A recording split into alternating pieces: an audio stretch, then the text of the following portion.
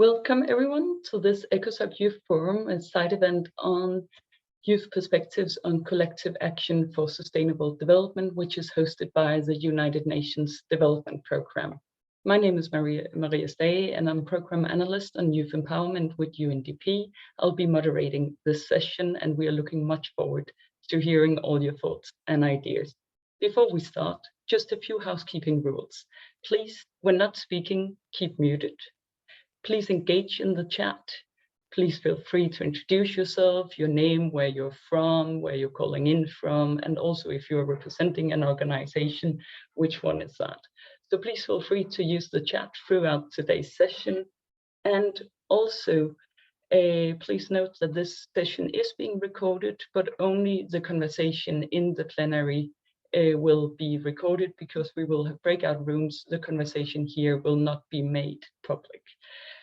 So the program for today's event is really first that we start with welcoming remarks, then we'll have presentations by young partners and youth networks and organizations, as well as from UNDP country offices. Then there will be breakout rooms with interactive conversation, and we'll meet then again in plenary for a conversation and hear back from everyone before we go to closing reflections by UNDP colleagues. We have 250 participants signed up for this event, so looking much forward to an engaging conversation. Without further ado, I'm pleased to introduce Noel Richard, Youth Policy Specialist and lead of the UNDP Global Youth Program, to give us welcoming remarks.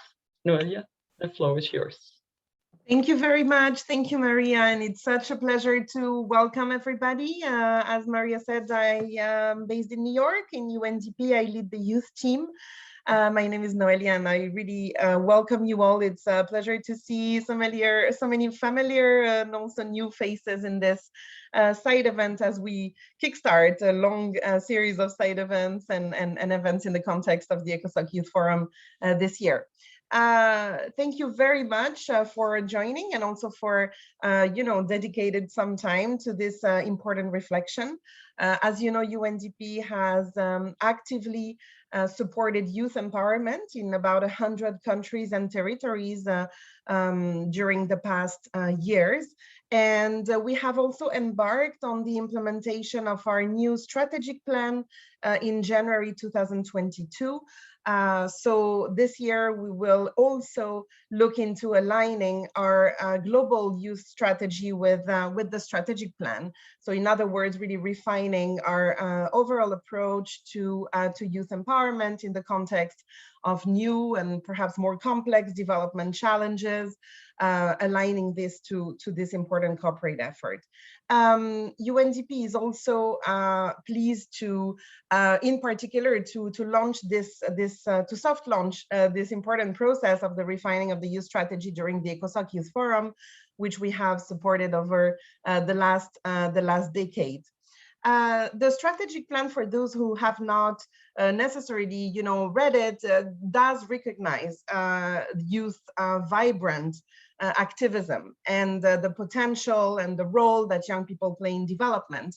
It also recognizes the extraordinary resilience and leadership that young people have shown during the COVID-19 period. It also highlights a number of key complex development challenges that are all very relevant to young people's lives and to the lives of your communities: unemployment, the shrink in civic space, the gender inequalities, the human rights violations, the climate emergency, disasters, conflict, multiple forms of crisis and vulnerabilities.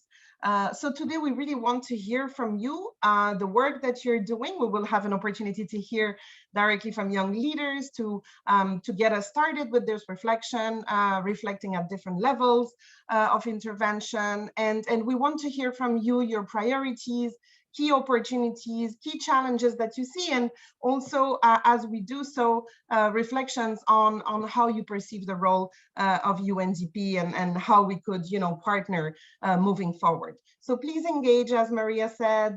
You have different ways of doing that: by asking questions, by introducing yourself, by contributing to the interactive spaces that have been carved for you in this event. Thank you very much again. We really, really value your time and your work, and we look forward to continuing these partnerships together. Thank you. Thank you so much, Noelia. And we are now moving into the first segment, wonderful start on the conversation, where we will have young partners who are invited to reflect upon what they see as key priorities, both for youth inclusive development, for partnerships for sustainable development, and for approaches to meaningful youth engagement. To start the segment, I'm pleased to introduce Deandra Ni Bukala, Youth Delegate from Ireland. Deandra, the floor is yours. Thank you, Maria. Good morning, good afternoon, and good evening, everyone. I hope that you're all enjoying Easter, Passover, or Ramadan, whatever you may be celebrating, or if you've recently celebrated your New Year, Happy New Year. My name is Deandra Ni Bukala, and I am a UN Youth Delegate for Ireland. I've served in this role since September 2021, and during that time, I have witnessed the innovation of young people in our quest to achieve the 2030 agenda. But I have also encountered some challenges, which, if we are to foster meaningful youth engagement long-term, will need to be addressed. Meaningful youth engagement is critical to advance sustainable development because youth are the leaders of today and tomorrow. We are the rural and Indigenous change makers at grassroots level who are improving the lives of our communities through fresh new ideas to combat climate change. We are the young women and girls involved in peace building and peacemaking processes for sustainable peace. We are the individuals who are increasing pressure on our governments to achieve our SDGs, all the while knowing that we will still be the ones tasked with making the really tough decisions when we will be required to create a new framework for action post-2030. We often have conversations about who is not in the room, especially when decisions are being made that impact those people directly. There is no issue that is not a youth issue, because whether a decision or lack of will affect us today or in 10 years' time, we are the generation who will be facing the consequences for the longest period of time. We know the science, we know the threats. We know that any decisions that are made today are already for mitigation purposes because damage has already been done. But that does not mean that we are willing to give up the fight. We realize how each of our SDGs intersect one another, how they are each dependent on each other, and how the enjoyment of the rights associated with each goal is different depending on where on our planet we were born. I believe that meaningful, sustainable, youth-inclusive development needs to encompass three key priorities: education, partnerships, and the difficult one, funding. Education is extremely important to all youth, be it formal or non-formal learning. We all need to learn how to adapt to our ever-changing world. So we first need to reduce the disproportionate nature of global citizenship and development education globally. And then decision makers need to learn about the unique lived experiences of youth. None of us can ever afford to stop learning. Following that process, governance structures need to be altered ever so slightly to include youth voices through partnership. Our value needs to be realized for us to take discussions like today's and move towards more concrete, sustainable action. We also often hear about youth in all their diversity, but one facet of that, an important one, is financial diversity. I recently came across 2 youth programs focused on sustainable development, taking place in the middle of this year. Both are taking place in New York. One is taking place upstate and involves learning about the SDGs, and the other is at UNHQ, which involves meeting with permanent missions and decision makers. The first is funded if you are successful in the application process, but the other is $2,500. I don't know about any other young people present today, but I certainly do not have that kind of money. I was incredibly fortunate to recently attend the Commission on the Status of Women in person due to the support of the Irish Permanent Mission. I was one of very few youth delegates who had that experience, who got to see the inner workings of the UN and speak to influential actors. And I came away after the week with such a sense of hope and empowerment for our future. More youth need that feeling, especially those who feel the most disassociation from the international community. We have the capacity, we have the ambition, we have the dreams. but we need that financial support. Thank you to UNDP for inviting me to speak today. I look forward to the remainder of our session, and I wish you all a wonderful ECOSOC Youth Forum. Thank you very much, Deandra, for both really highlighting how young people, all in their diversity, are agents of change, but also what change needs to happen, both for more inclusive governance and more ambition, including on climate. Pleasure having you here. And now we'll give the floor to the next speaker, which is Abdul Nasir, who is Program Manager of Peace and Freedom Organization and also a representative of United Network of Young Peace Builders and the Major Group for Children and Youth. Abdul Rahman, the floor is yours. Yes, thank you so much, Maria, and hello, everyone. This is Abdul Rahman Nasir from Iraq. We would say, like, as a result of wars and violence in all forms and the loss of security in all dimensions for many decades, still young people is the best advantage that many countries and the real wealth most countries in the world have to face current and future challenges. Young people are able to change the world and achieve a global development if they given the opportunity and capabilities. Youth are the best and the biggest beneficiary of technology, as today's generation can make many achievements if involved in current, future projects, programs, and plans. If so, young people will be able to generate employment opportunities, not only demanding for them.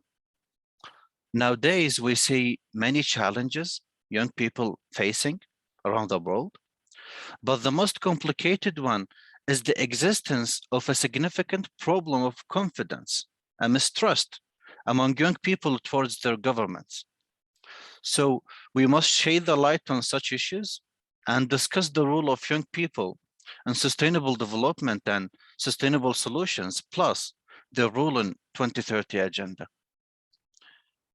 We do believe and have sort of complete faith that by achieving the following, young people can have a meaningful participation in 2030 agenda. We will talk about support, establish, promote, work, and provide. Supporting youth innovation by expanding integrated, comprehensive, and sustainable programs that can take a strategic dimension by strengthening the role of young people in society. And we can talk about establishing, formulating programs in which young people are involved in the process of dialogue. And this is a very important point. The process of dialogue and decision-making process, and push them to focus on the most important problems facing the society, and then find the appropriate solution to these problems. Promoting the role of young people in achieving political and economic development by modernizing an educational system according to a developed perspective that meets the international standards.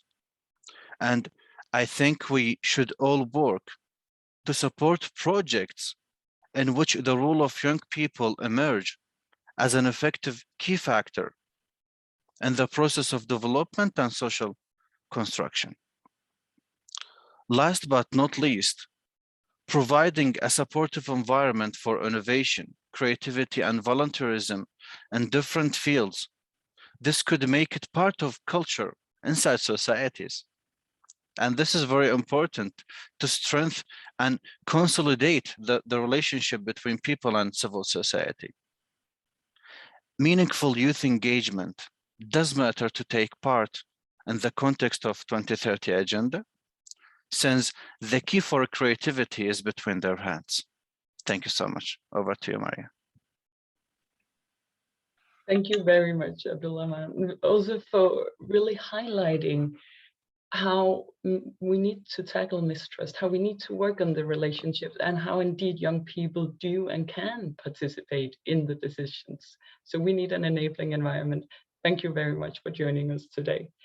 Okay, we'll go to the next speaker, and very pleased to introduce Ines Yaba from who is the global campaign lead at Restless Development.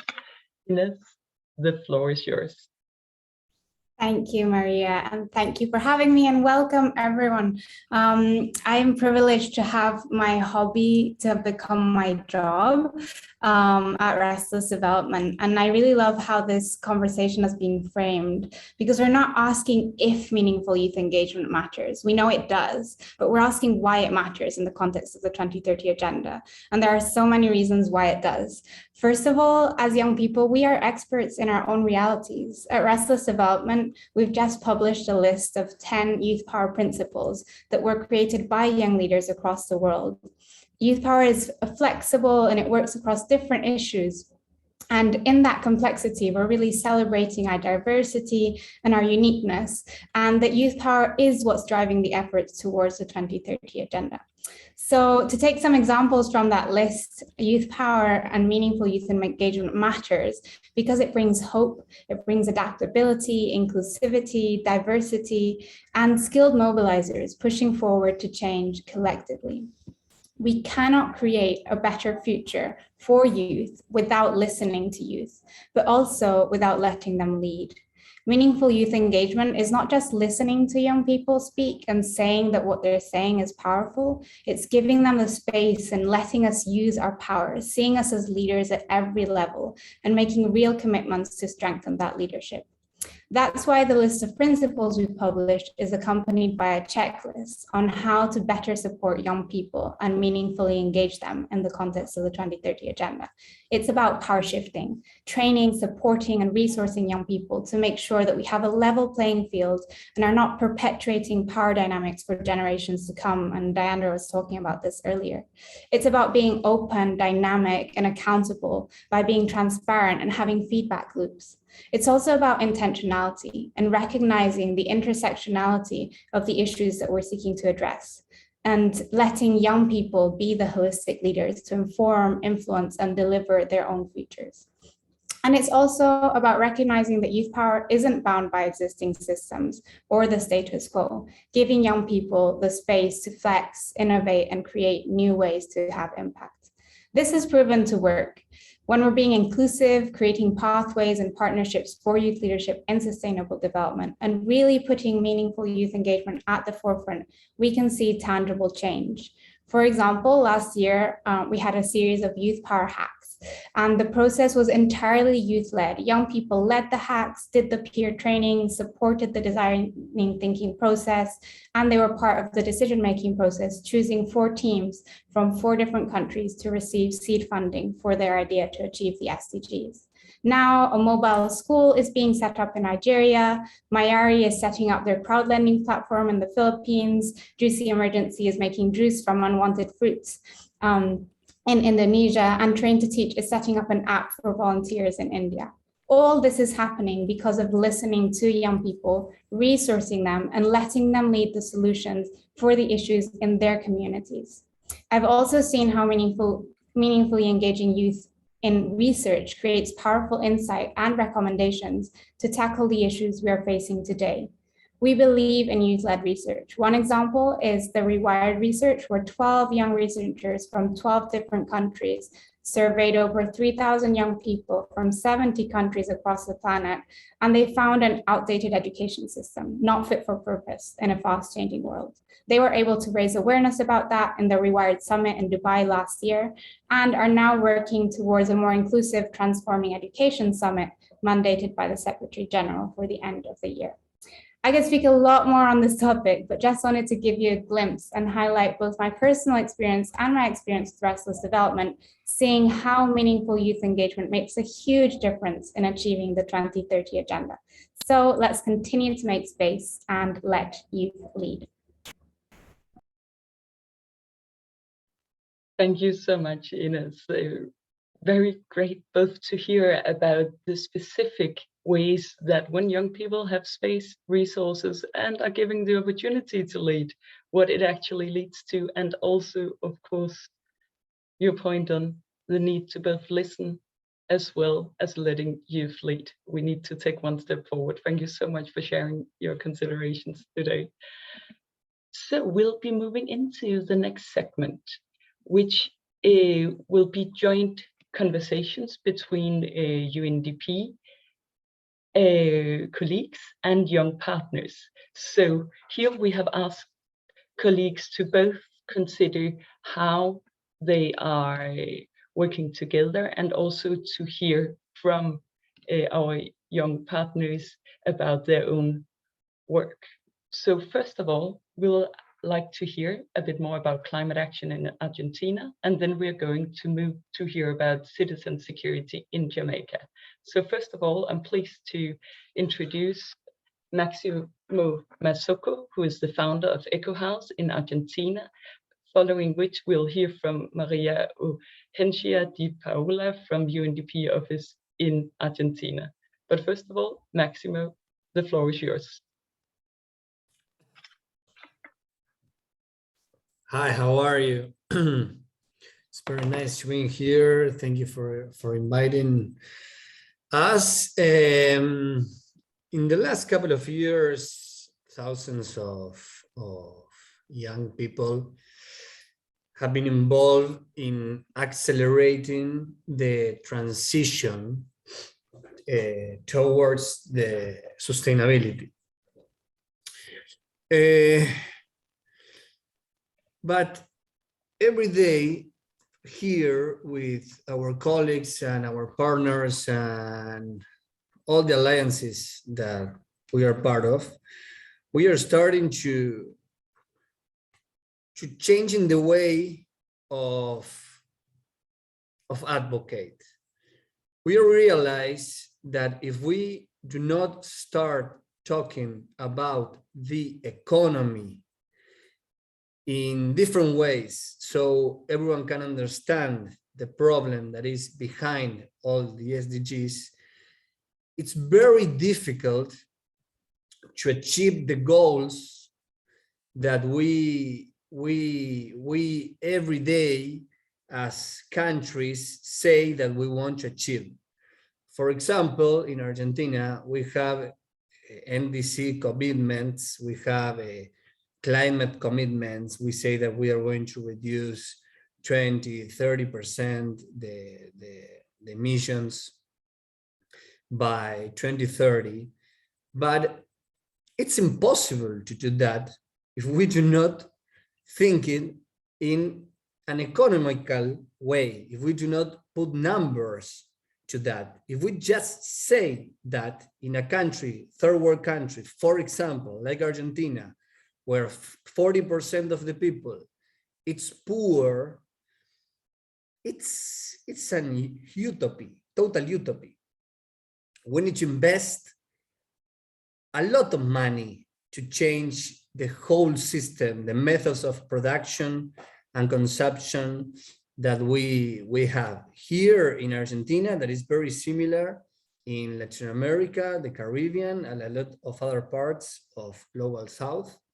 So we are starting to relating with the companies, the private sector, and the politicians. Of course, we do it in a way that we are a non-partisan way. We are not a political party. We are civil society, but we are every day trying to propose new ways of doing things with actual propositions.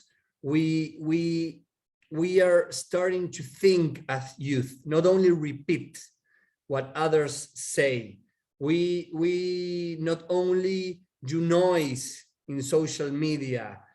We are starting to get together and think every aspect. For example, we need an energy transition, a very big energy transition. Okay. What is good? What is bad? What are the actual tools we have, the actual methods, how much money that costs? And with that information, we go and see the decision makers.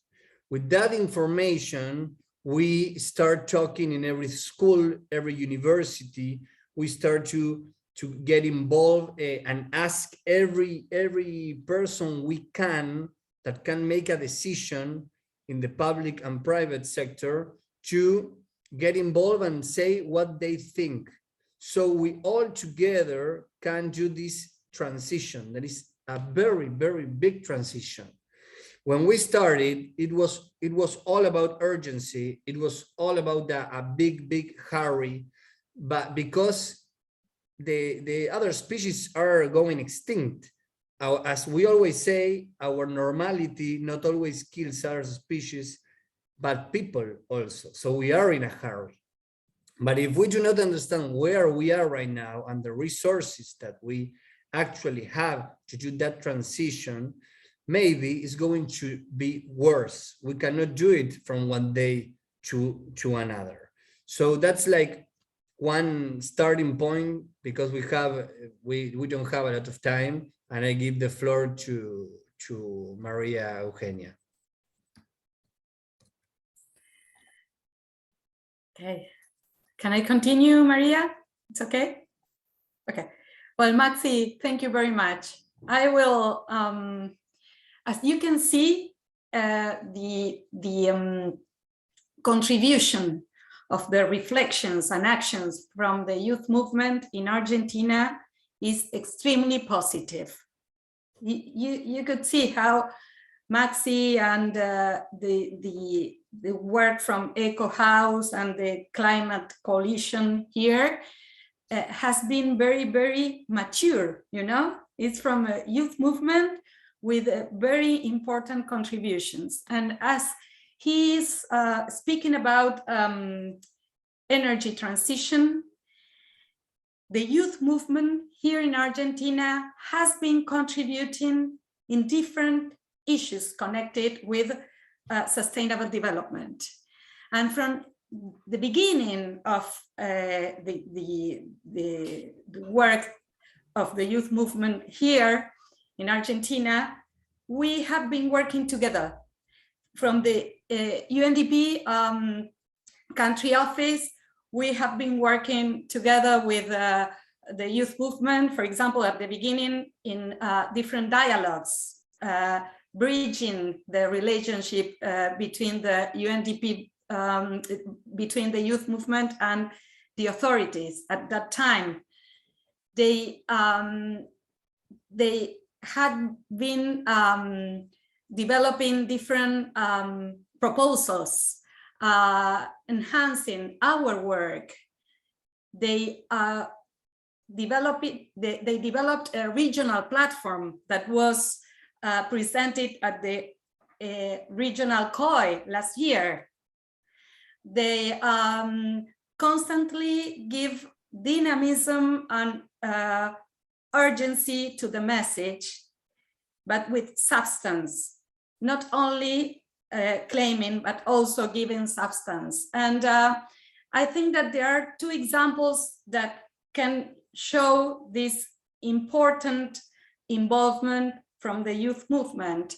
One is connected with the impact into climate policy decision-making processes and the monitoring of its implementation, for example, in the lawmaking process of the Climate Change Act here at the National Congress.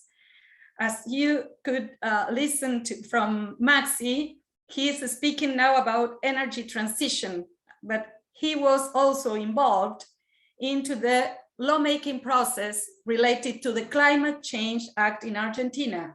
So this is very, very important. Another important contribution from the youth movement here in Argentina is connected with their involvement into the approval of and ratification of the ESCASU agreement. You know that the ESCASU agreement is a very important agreement, a regional agreement for Latin America and the Caribbean related to access to information, public participation, and access to justice related to the human right for a healthy environment.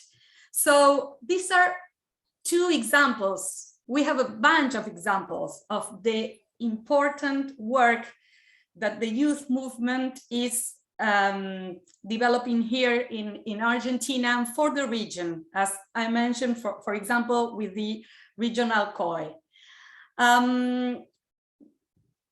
Just to close my words, because I can't speak a lot about our work together, I would like to say thank you to Maxi and the youth movement here in Argentina for our work together. They give us a constant inspiration for a better present and future, and that needs us working together, transforming our societies for a sustainable development. Thank you very much.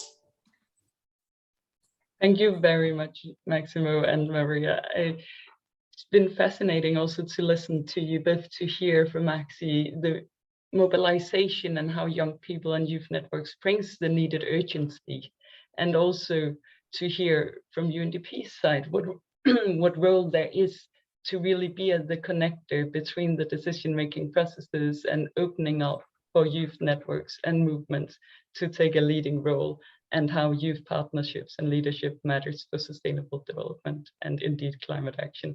Thank you so much for joining us today. We're moving to the next joint presentation, which is on citizen security in Jamaica. And here I'll be pleased to invite Neville Charlton, the founder of Youth Inspiring Positive Change organization and a participant of the 16 by 16 initiative, to take the floor together with Stacy and Tomlinson, program specialist at Undp's office in Jamaica. Neville, the floor is yours. All right, so thank you, Maria, for that introduction. All right, so as Maria alluded to, my name is Neville Charlton, founder and chair of Youth Inspiring Positive Change, as well as UNDP 16 by 16 program, which looks at the critical role that young persons across the globe play in building and cultivating a culture of peace. So first, let me start off by saying that when young persons have safe spaces to engage without fear of discrimination, they have a better chance to contribute to peace, social cohesion, both locally and internationally. In Jamaica, we have realized that young people are partners and protectors, and they need better capacities and training in order to continue acting as human rights defenders, peace builders, activists, and social mobilizers.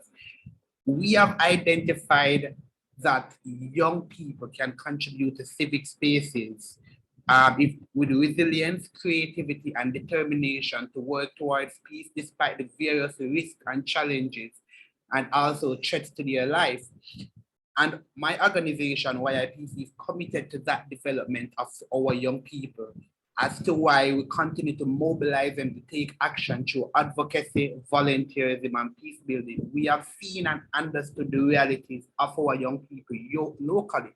And I guess these are also some of the realities of our young people across the globe that also want, the realities are that they want capacity building, education, jobs, and just an opportunity to network and engage with other like-minded people. That is why our organization chose youth-centered Youth for Peace campaign, JA, that was powered by UNDP in partnership with various other stakeholders. We identified various young persons from crime hotspots across Jamaica to become Youth for Peace ambassadors. And our program, what it basically did was focused on equipping young men and women with knowledge, skills, and attitude, and how to understand conflict, counter it, and also amplify their voices and activities within their local community. So what the Youth for Peace campaign strategically did was that it invested in the youth capacities, leadership, and creating an enabling environment for social and behavioral change. We also helped to strengthen the national, community, and youth capacities to address conflict constructively. So we provide them with the capacities and how to identify conflict, the methods in which to counter it, right? And also help to build peace builders at the grassroots level to mentor other potential and at-risk youth across their respective communities. Because we have seen the fact that violence is prevalent in Jamaica, and unless we can strengthen youth capacities and break it from an early age, then we are not going to see any real change. So I just want to leave with everybody here today that it doesn't matter the country you are from, it doesn't matter which community you are from, right? Regardless if you are from the Caribbean, if you are from Europe, or if you are from any of the African region, you can be the change. You can be the voice of the voiceless. You can create meaningful partnerships. You can go out and engage with other like-minded people. You can seek out those partnerships. My organization have done it. We have gone out, we have seek partnership. We continue to seek partnership with both NGOs, government entities, as well as other non-profit organizations. So I just want you guys to know that, listen, in order to build a culture of peace, you have to start somewhere, and partnership is a key way to develop peace building, not just locally, but international. So I just want to say to everyone, share love, not hate, today and every day. After all, change starts with each and every one of you. Thank you for having me. Thank you Thanks, so much, Neville. Neville. Thank you. Over to you. Thank you. I don't know how to follow Neville, and that's why I love working with Neville. He's so exuberant, the energy.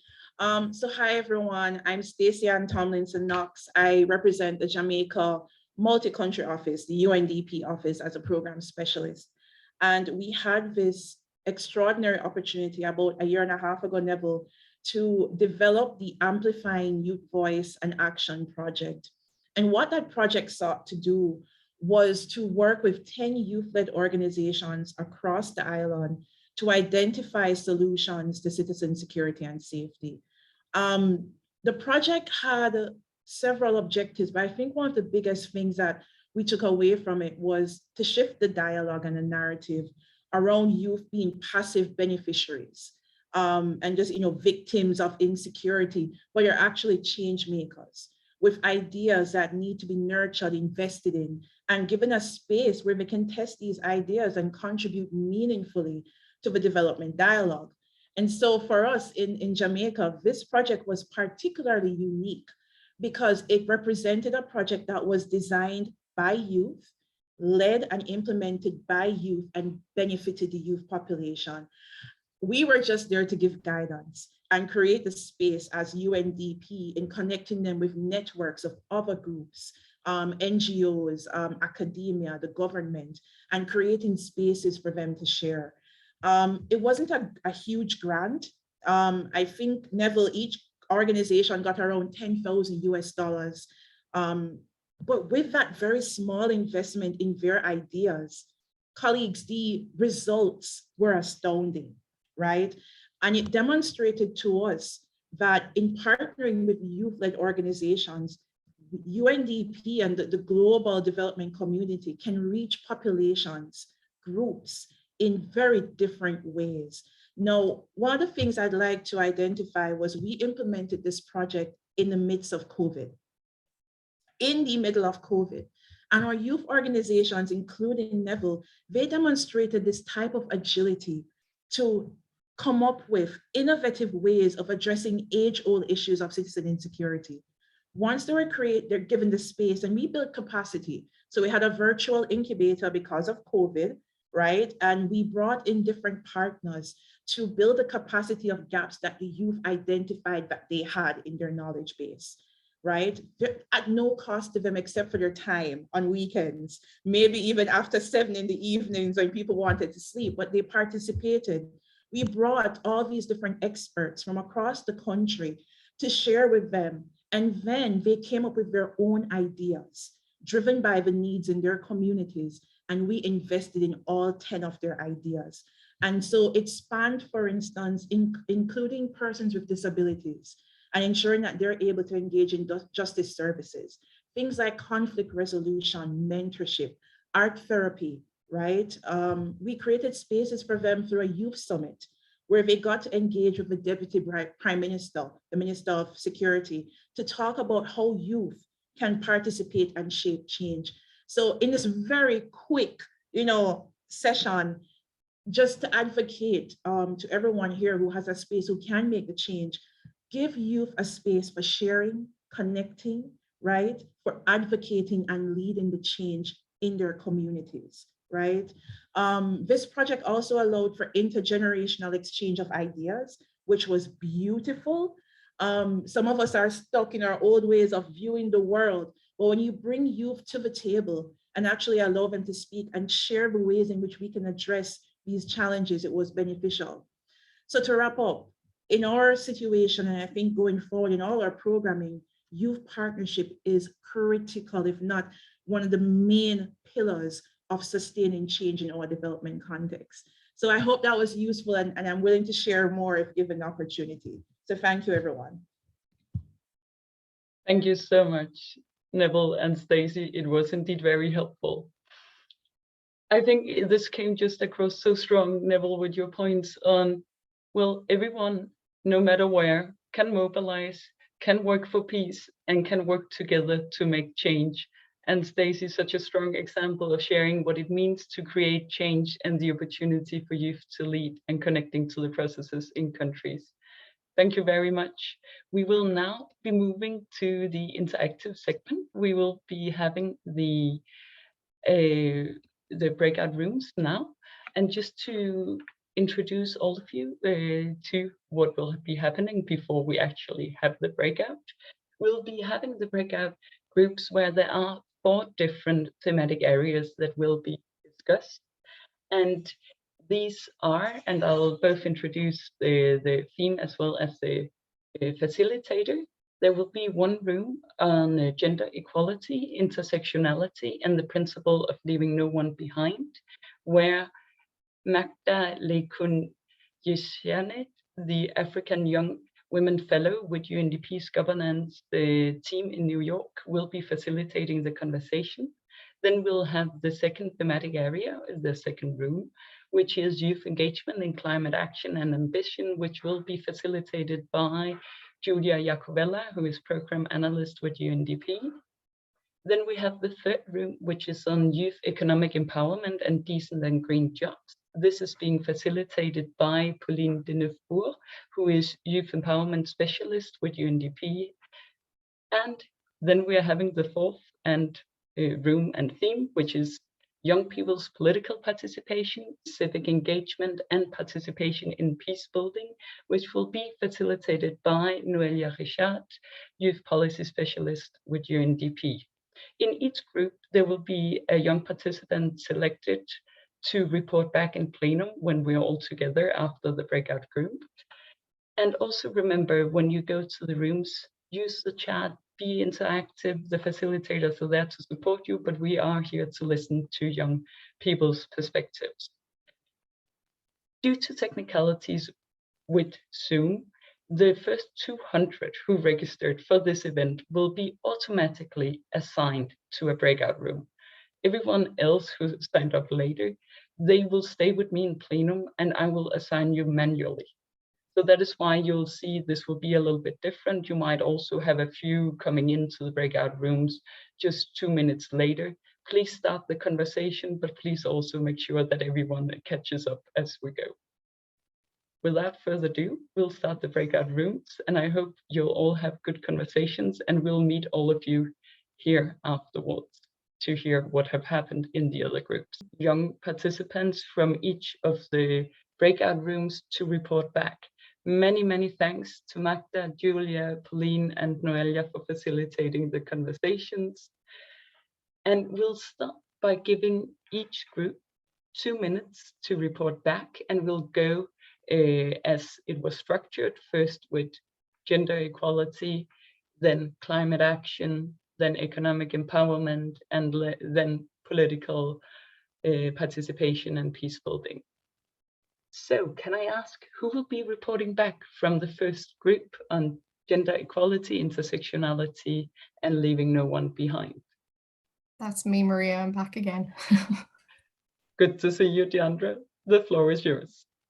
Perfect. So we started our conversation and we had 3 main questions. The first one was, in your opinion, what are the key priorities for gender equality, intersectionality, and the principle of leaving nobody behind? And are there any emerging areas that you would like to share? I think the majority of our conversation kind of centered around this question. So we first spoke about communication cross boundaries. So finding a common language. Sports was given as an example that we can kind of bridge the gap through all of our intersectionalities to bring people together. We then spoke about basic education needs. So we need to teach people about gender gaps, gender bias, quota systems, and how they're being implemented in different countries and the opportunities for your own country. We then said about we need to raise awareness about gender equality and align everyone in order to enable women to be part of decision-making processes. And two main SDGs were pointed out at this stage. So it was SDG 4 for quality education and SDG 16 for peace, justice, and strong institutions. We then spoke about policies that they need to be encompassing of everyone and bringing men into the conversation too, because we can't speak about gender equality without men being included in the conversation. And we also need to pay particular attention to social minorities who aren't really brought into policy decision-making processes. We also need to take a whole generation approach to policy decision-making. We then spoke about accessibility. So the information that's being shared, is it accessible to, like, who is it accessible to? Who is it not accessible to? If you're sharing something on social media, is social media accessible in certain countries? Is internet accessible? Then on the second question, we spoke about partnerships between the UN, UNDP, and youth organizations, networks, and movements. How can they contribute to the progress of the SDGs? So we basically said that we need to work with what's already there. Like, we don't want to reinvent the wheel. There was an example given from Kenya, the UNDP Youth Board that works with UNDP to ensure that their work is centered on youth.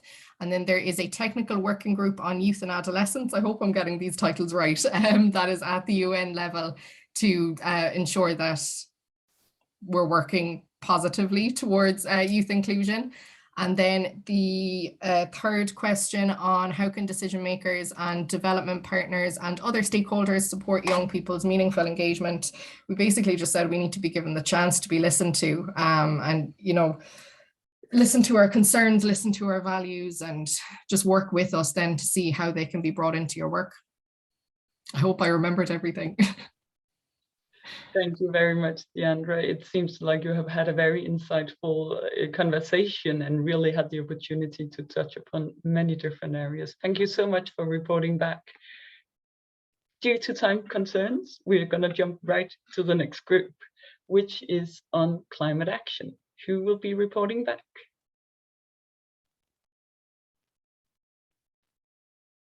So Ahmed, Una, would you like to jump in? Yes, thank you. My name is Ahmed Oud. I am from Palestine, Youth Task Force over Stockholm Plus 50. We are talked about the environmental education and also the importance of the environment education in schools and university. We talked about the youth engagement and how it's important to have the youth at the UN processes and international committee, and also the priority of the leaders must be moved into the climate change. The fourth point about the encourage the member states to have the youth in their delegation. And also we are talked for the funds and for the funds for the youth and indigenous people, and also and how to support the initiatives about that, and how to identify towards empowerment and engagement to the action-based project into the local level. Thank you. Thank you very much, Ahmed. And it seems like, again, very thoughtful points and a good conversation. We're going to jump to the third group for reporting back. That's on youth economic empowerment and decent and green jobs. Who will be reporting back? Hi, Maria. This is Prince. Hello, Prince. The floor is yours. Right. Thanks. Yeah. So our group, we looked at economic empowerment, the priorities for youth economic empowerment, decent and green jobs, and how the UN and other stakeholder groups can contribute to strengthening progress on the SDGs. One of the key points that came up was digitalization and digital skills, which is an area of concern for the youth.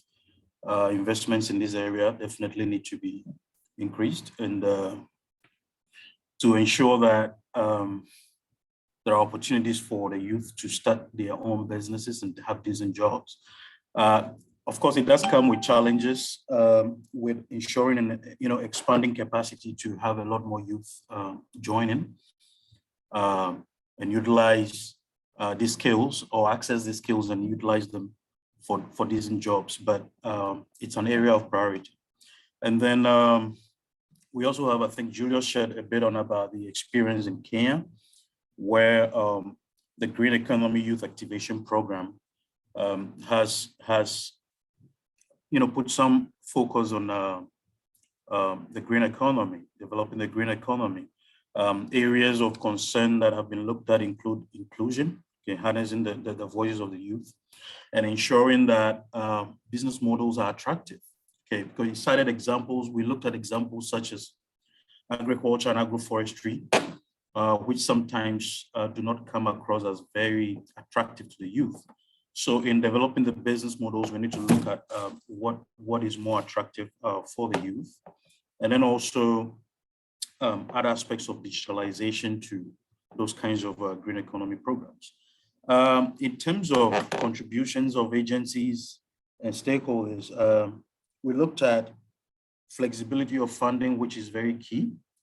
It is important to make sure that the funding sources are available and flexible. Rawad, I think, also mentioned a point about how we can even go beyond advancing monies to governments to directly engaging with the youth, making sure that they have access to the funding they need to undertake the interventions they want to. We also looked at learning opportunities for the youth, like creating opportunities for you to travel, intercultural exchanges to learn more about what is working in other environments to develop the ideas. We also looked at how we can have local champions, opinion leaders, local stakeholders becoming pillars of mentorship, help to create awareness around what is important for the youth, and also providing opportunities for young people by mentoring them and supporting them in what they do. All right, so this will be a summary of some of our key sharings. Yeah.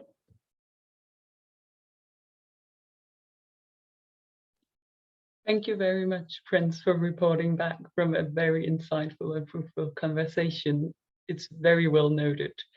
We'll give the floor to the last group on political participation, peace building, and civic engagement, who will be reporting back. Muskan. Yeah, thank you.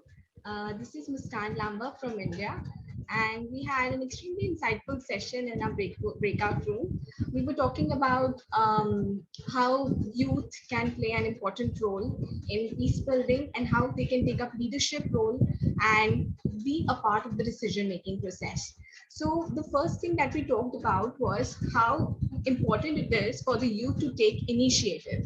So it is important that the youth undertake their own research. They need to go down to the grassroots level and understand what are the problems that the country is facing or their region is facing. So as I was talking about it, so I was talking about the association that I was working with, and we had actually gone down to the grassroots level, the villages, and talked to the people and tried to understand what problems they were facing in every aspect.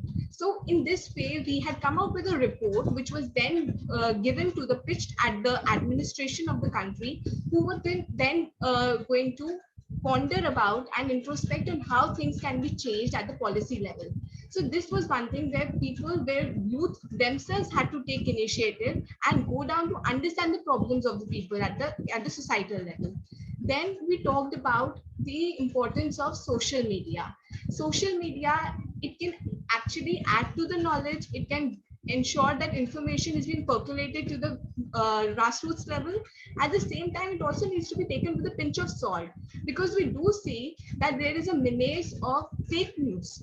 There are echo chambers that are being created, and people have actually got themselves into that culture of like, share, forward mindlessly. They're not thinking about what that news is about, and they're just into that culture. And this has actually led to dangerous consequences.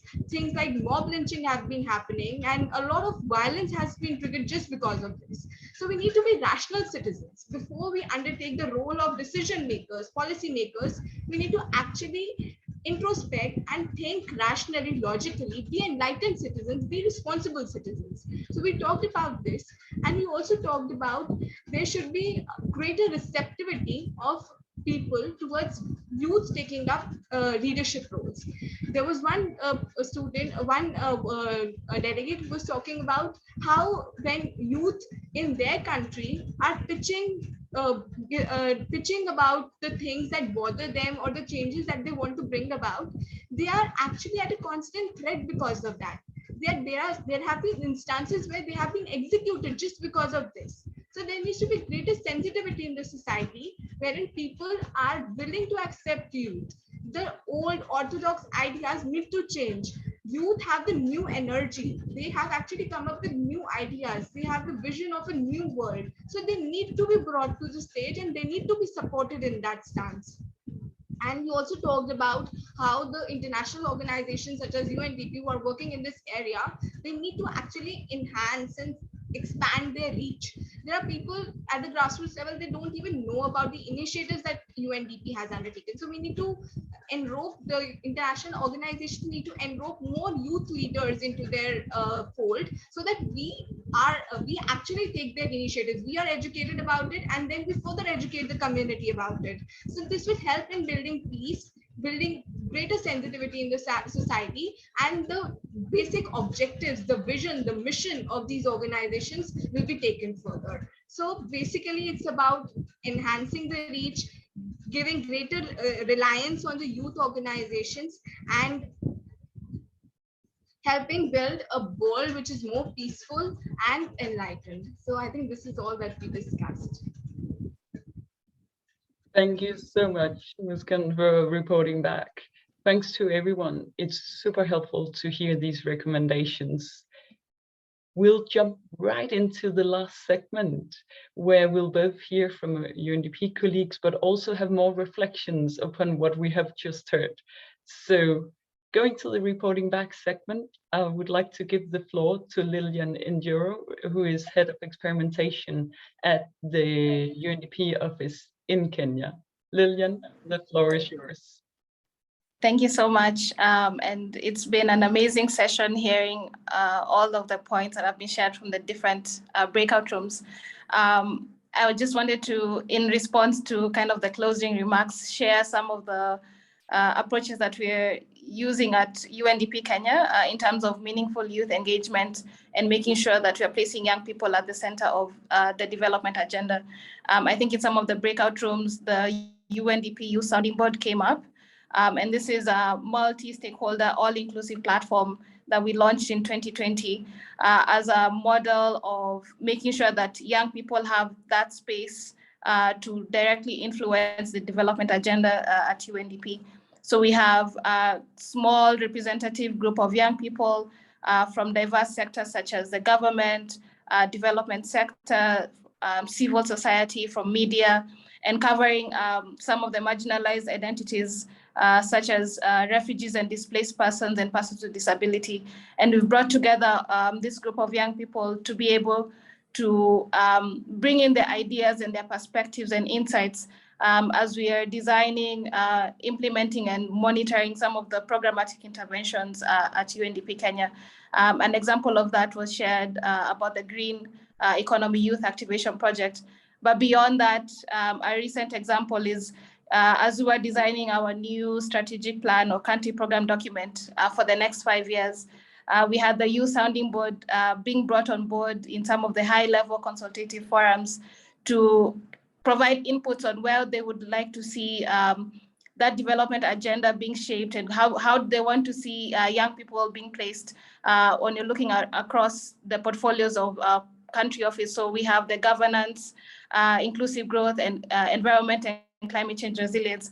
I think we've talked a lot about the climate action and intersectionality, and seeing how we're being inclusive, seeing youth not just as a monolith, but acknowledging all of the different subgroups within the youth demographic. So I think one of the strengths that we've seen from this model is seeing how this being able to bring together these different partnerships has enabled us to address the issue of funding and resource mobilization, because we're bringing together all of these different institutions and organizations, and we are collectively able to resource mobilize and have stronger partnerships, and that's enabled us to access funding from different kinds of sources. So I think there's that, element of the strength in numbers. So that's something that maybe other youth organizations can look at.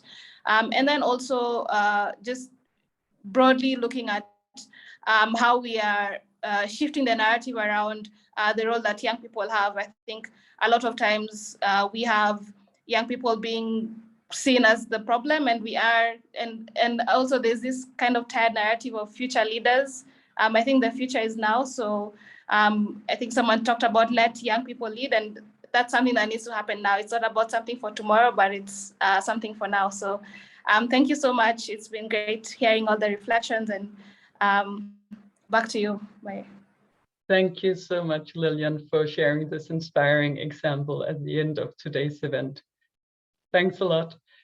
Over to Noel Richard, Youth Policy Specialist, for the closing remarks. Thank you. Thank you very much. I'll keep that really brief. I mean, I think that we often say in UNDP that we have a sort of a triple imperative to invest in youth empowerment. There is the human rights aspect of things. There is the demographic dividend side of these dynamics, and there is also the fact that investing in youth is probably the best investment that we can make, and probably the smartest one. I think that the different sessions, the different segments spoke to these three components. I mean, we certainly had great insights about the threats when it comes to youth speaking up and taking stances and being able to speak truth to power. This is a very preoccupying trend that we have seen, and many of you spoke to that.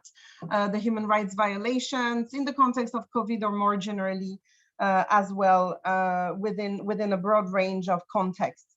From the demographic perspective, we heard from also from countries where the majority of the population is actually below 15 years old. So I think it's important to keep in mind those population dynamics as interventions or as programs or policies are being designed, because obviously you need to expand your reach and be very conscious about inquiring about the needs and aspirations of the population, and make sure that you leave no one behind, in particular in a context where there is greater duties to the future and a need to address the aspirations and the rights, promote the rights and protect the rights of the future generations.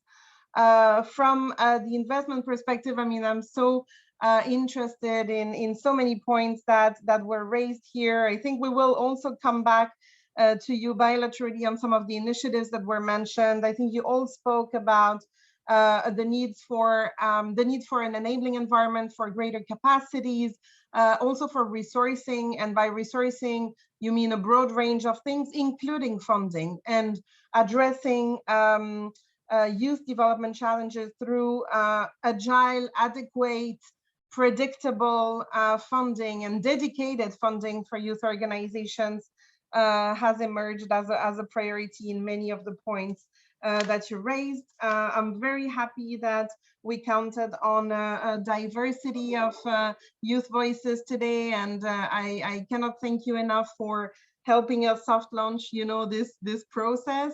on the development of a refined youth strategy. I really want to also acknowledge the great work that is being done by UNDP colleagues around the world, and I'm so happy that we were able to give a glimpse of that as well from different angles. The support to policy making, the support as an integrator and as a convener at the local or national level, the contributions through grants, and by providing an enabling environment to youth. And this last example that we heard about the sounding board, which is a formal mechanism to engage with the diversity of youth and to make sure that youth stays on the agenda, both within the work that is being done across the board and also on the agenda of the government.